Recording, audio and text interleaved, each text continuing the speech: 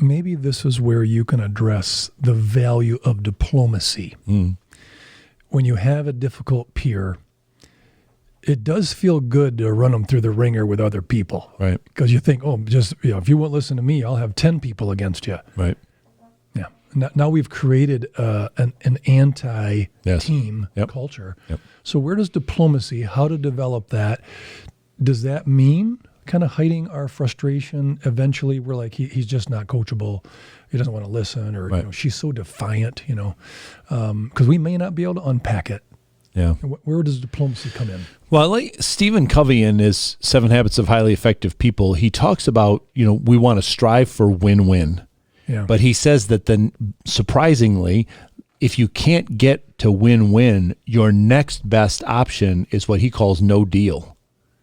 Where you say, okay, if I can't find a way for both of us to, then we just have to stop.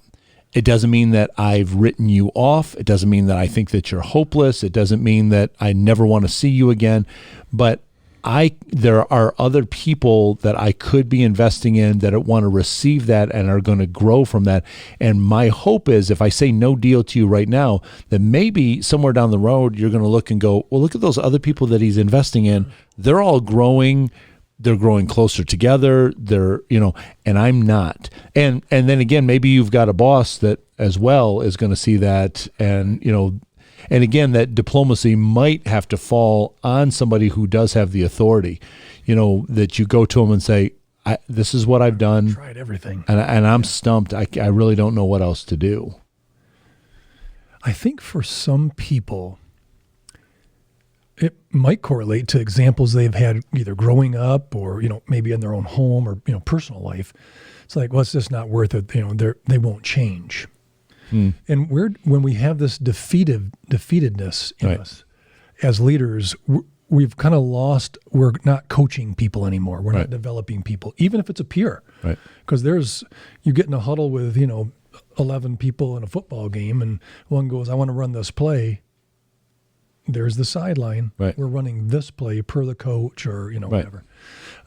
Where does defeatism? How do we deal with that? Because it can get discouraging, and it's so difficult in a culture where you have a difficult person and we don't deal with it. And they're like, well, just be difficult. They don't get rid of them. Right. Where does defeatism play? Well, I think part of it is that attitude thing of saying, is this person saying I can't change, or are they saying I won't change? Yeah. If they say I won't change, I think that's kind of your cue to get to the no deal part, because that attitude is already locked them in there. Saying I can't change is something different. Yeah. Maybe they don't know what it's supposed to look like on the other side, or nobody's ever believed in them before, or whatever it is. But I don't think we ever want to get to the spot where we just write people off and turn your back on them. You do have to still say, okay, I'm still here. Here I am. I can't give you anything else because I've already given you everything that I can give, but I'm still standing right here. Almost like that, the prodigal father, he gave his son everything. He couldn't chase him down to that country where he went and say, hey, stop spending your money like that because you're going to blow through it. The son wasn't going to listen to all of that, but the father could still stand there like this.